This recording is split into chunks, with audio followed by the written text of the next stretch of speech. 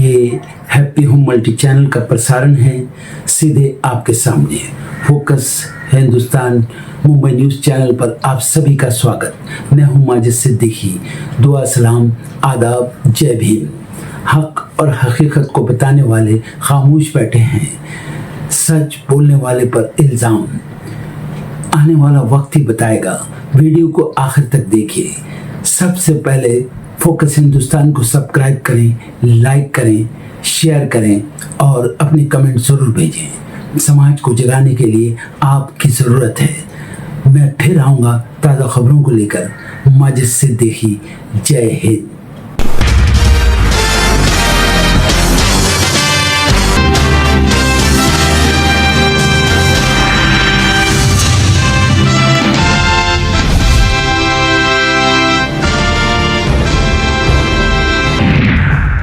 संसद में आज भी हंगामे के आसार। दोनों सदनों में सत्ता पक्ष और विपक्ष के बीच दिखेगा टकराव। संसद परिसर में भी सरकार को तमाम मुद्दों पर घेरने की तैयारी में विपक्ष।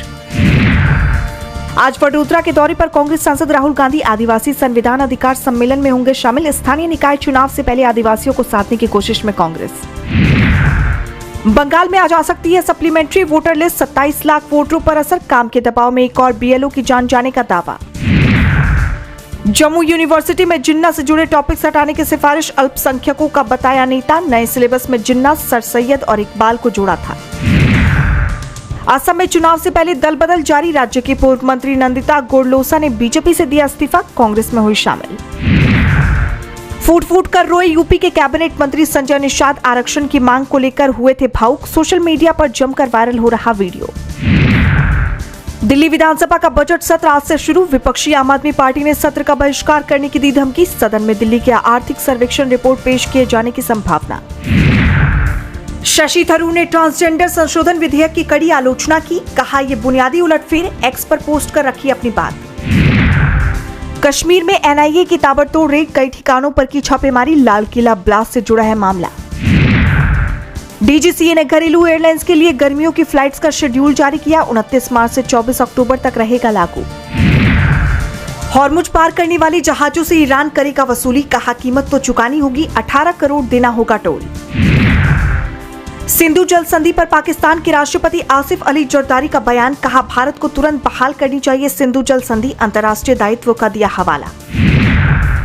अंतर्राष्ट्रीय ऊर्जा एजेंसी के कार्यकारी निदेशक फतीह बिरोल की चेतावनी। कहा 1970 में जो हालात थे पश्चिम एशिया में मौजूदा हालात उससे भी खराब। हॉर्मुज स्ट्रेट को खुलवाने को बताया एकमात्र रास्ता। ईरान के अमेरिकी लड़ाकू विमान को गिराने के दावे को यूएस ने बताया गलत। कहा सभी विमान सुरक्षित। ईरान ने अमेरिकी F-15 लड़ाकू विमान मार गिराने का किया है दावा। अमेरिका ने किया ऊर्जा ठिकानों पर हमला तो पूरी तरह बंद होगा हॉर्मुज। ट्रंप की धमकी पर बोला ईरान। ट्रंप ने ईरान को दिया था अल्टीमेटम। सराफा बाजार में दिखी गिरावट। 13,606 रुपए सस्ती हुई चांदी। 1,37,000 रुपए प्रति 10 ग्राम पर पहुंचा सोना। खनन मंत्रालय का मेगा प्लान आज से शुरू होगा। खनिज नीलामी का 7वां चरण। 19 ब्लॉक पर लगेगी बोली। अमेरिका से छूट मिलने के बाद ईरान से फिर कच्चा तेल खरीदेगा भारत। रिफाइनरियों ने कसी कमर। कीमतों पर लग सकती है लगाम। हॉर्मुज पर ईरान की तगड़ी वसूली। एक टैंकर पार कराने का ले रहा $20 लाख। रिपोर्ट में किया गया दावा। कमाई के रास्ते खोज रहे पाकिस्तान के पीएम शहबाज शरीफ। हाई ऑक्टेन फ्यूल 200% किया महंगा। 100 रुपए से बढ़ाकर 300 रुपए प्रति लीटर करने को दी मंजूरी। उत्तर प्रदेश में सपा प्रमुख अखिलेश यादव ने मालती देवी महिला सम्मान समारोह का आयोजन किया। इस दौरान उन्होंने महिला सशक्तिकरण, हर क्षेत्र में महिलाओं की भागीदारी बढ़ाने और उन्हें आगे बढ़ाने पर जोर दिया। तो वहीं बीजेपी पर तंज कसते हुए भी दिखाई दिए। कार्यक्रम में उन्होंने साफ कहा कि अगर ये पता लगाना हो कि समाज कितना विकसित है तो समाज की महिलाओं को देखना चाहिए। महिलाओं की स्थिति ही समाज की स्थिति बयां कर देती है। अखिलेश ने आगे बिना नाम लिए कहा कि इस देश में महिलाओं की स्थिति खराब है। कि अगर समाज को और देश को देखना है तो वहां की महिलाएं, वहां की स्त्रियों की स्थिति क्या है, अगर उसकी जानकारी हो जाए तो पूरे के पूरे समाज की स्थिति पता लग जा रही है। जहां भारत में विभिन्न जाति धर्म के लोग रहते हैं और जब हम आकलन करते हैं तो हमारी महिला बहनों की स्थिति बहुत ही खराब है।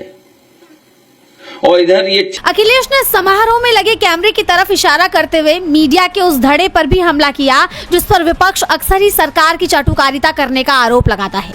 अखिलेश ने कहा कि अगर ये कैमरे अपनी जिम्मेदारी निभाने लगे तो अपने आप सत्ता परिवर्तन हो जाएगा। जहां लिखने या बोलने और आंदोलन करने पर पाबंदी है, लेकिन जब लोग बूथ पर जाएंगे तो इस सरकार का पता भी नहीं चलेगा। वो परिस्थितियां, कारण, वो दबाव क्या है, उन चीजों में मैं नहीं जाना चाहता हूं। लेकिन जहां बोलने पर, लिखने पर या आंदोलन करने पर पाबंदी है या झूठे मुकदमे लग जाते हैं, इतने दिनों में ये बात तो साफ हो गई है कि आने वाले समय में लोग बोलें न बोलें, लिखें न लिखें, लेकिन जब बूथ पर जाएंगे तो इस सरकार का पता नहीं लगेगा ये सरकार कहां चली गई है। इस दौरान सपा प्रमुख ने महिलाओं के लिए बड़ी घोषणाएं भी की। समाजवादी पार्टी के प्रमुख अखिलेश यादव ने महिलाओं के आर्थिक सशक्तिकरण के लिए 2 अहम योजनाओं का ऐलान किया। उन्होंने कहा कि आने वाले समय में हम रानी लक्ष्मीबाई के नाम पर एक विशेष योजना शुरू करेंगे, जिसका मकसद महिलाओं को समाज में उचित सम्मान और सुरक्षा देना होगा। इसके साथ ही भविष्य में हमारी सरकार नारी समृद्धि सम्मान योजना लागू करेगी। इसके तहत पात्र महिलाओं को सालाना 40,000 रुपए की आर्थिक सहायता दी जाएगी ताकि वो आत्मनिर्भर बन सके। वहीं समारोह को लेकर राजनीतिक जानकारों का कहना है कि एक तरफ तो इस कार्यक्रम के जरिए महिलाओं को साधने का काम किया गया है, जिसका फायदा उसे यूपी विधानसभा चुनाव में हो सकता है। साथ ही इससे बीजेपी को भी बड़ा झटका लग सकता है। मणिपुर में साल 2023 से हिंसा जारी है, जिसमें ना जाने कितने लोगों की जान गई। सरकार पर सवाल उठे, आरोपों की बौछार हुई और आखिर में लंबे समय बाद राज्य में चुनाव हुए और युमनाम खेमचंद मुख्यमंत्री बने। और अब उन्होंने एक ऐसी पहल की जिसकी चर्चा जोरों पर है। दरअसल बीते करीब 3 सालों से जारी जातीय संघर्ष के बीच सीएम युमनाम ने गुवाहाटी में कुकी जो काउंसिल के प्रतिनिधि मंडल के साथ घंटों बैठक की। बंद कमरे में चली इस बैठक में कई मुद्दों पर चर्चा हुई। इस बैठक के दौरान कुकी जो प्रतिनिधि मंडल ने बेहद सख्त रुख अपनाया। उन्होंने मुख्यमंत्री के सामने कुछ प्रमुख मांगे रखी। उन्होंने कहा कि संघर्ष के दौरान जान माल गंवाने वाले पीड़ितों को न्याय मिलना किसी भी शांति प्रक्रिया की पहली अनिवार्य शर्त है। इसके अलावा कुकी नेताओं ने कहा कि हाल के दिनों में कुकी और तांकुल समुदायों के बीच बढ़े तनाव को तत्काल खत्म करने की जरूरत है। जब तक कोई अंतिम राजनीतिक समाधान निकल नहीं जाता, तब तक दोनों समुदायों के बीच बने बफर जोन की यथास्थिति बरकरार रखी जाए। उग्रवादी समूहों के साथ जारी सस्पेंशन ऑफ ऑपरेशंस वार्ता को जल्द तांत्रिक अंजाम तक पहुंचाया जाए ताकि क्षेत्र में स्थायी शांति सुनिश्चित हो सके। तो वहीं मुख्यमंत्री युमनाम ने प्रतिनिधिमंडल की बातों को बेहद धैर्यपूर्वक सुना। उन्होंने अपनी सरकार की ओर से शांति बहाली के लिए उठाए जा रहे कदमों की जानकारी दी।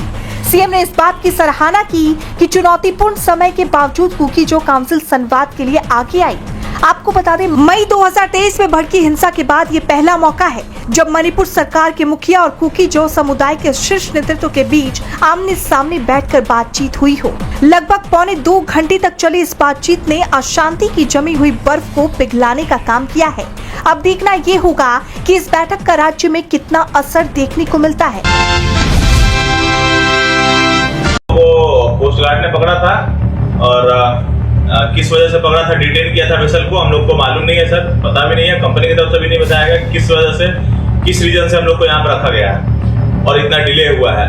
और अभी तक हमें 3-3.5 महीने हो गए सर और हम लोग अभी तक यहीं पे हैं, ऑन बोर्ड ही है, घर नहीं जा पा रहे हैं। संयुक्त अरब अमीरात यानी यूएई के अल हमारिया पोर्ट पर फंसे 12 भारतीय नाविकों की कहानी अब उनके अपने शब्दों में दुनिया के सामने आ रही है। सोशल मीडिया पर वायरल हो रहे वीडियो में ये नाविक सीधे कैमरे पर अपनी हालत बयां कर रहे हैं। वो कहते हैं, हमारे पासपोर्ट ले लिए गए हैं, हमें ये तक नहीं बताया गया कि हमने क्या गलती की है, हम पिछले 5 महीनों से यही फंसे हुए हैं। वीडियो में नाविकों की आवाज में घबराहट और थकान साफ झलकती है।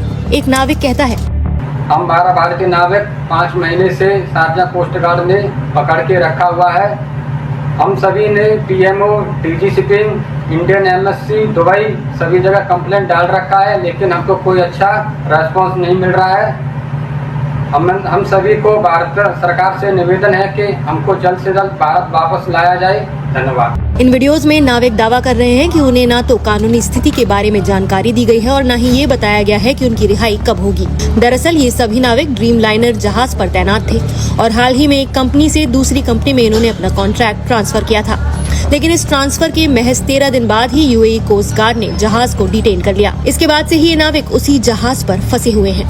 अब तक इस कार्रवाई के पीछे की आधिकारिक वजह सामने नहीं आई है, जिससे उनकी अनिश्चितता और बढ़ गई है। इन भारतीय नाविकों की लिस्ट भी सामने आई है। इनमें पश्चिम बंगाल से देवदास मलिक, पंजाब से गौरव शर्मा, उत्तर प्रदेश से पवन कुमार, अनुराग तिवारी, अजय कुमार नागर, रितेश सिंह, अभिषेक यादव, दानिश अली और विकास सैनी, राजस्थान से दिनेश कुमार मटवा, बिहार से आशुतोष सिंह और तमिलनाडु से राहुल रवि शामिल हैं। नाविकों ने वीडियो में ये भी बताया कि उन्होंने प्रधानमंत्री कार्यालय यानी PMO, directorate general of shipping यानी डीजी शिपिंग और भारतीय दूतावास को कई मेल्स भेजे हैं। एक नाविक कहता है कि हमने हर जगह मदद मांगी है, लेकिन अभी तक कोई जवाब नहीं मिला।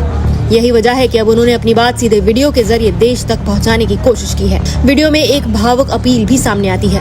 जल्द से जल्द हमें यहाँ से निकाला जाए सर, क्योंकि हमारी फैमिली वगैरह भी सब लोग परेशान है सर, कि काफी टाइम हो गया हम लोग घर नहीं जा पा रहे हैं। ऑलमोस्ट 3 महीने से हम लोग यहाँ पे हैं सर। हमारा फोन, पासपोर्ट, सीडीसी सब कुछ सीज कर लिया गया है बाय यूएई कोस्ट गार्ड।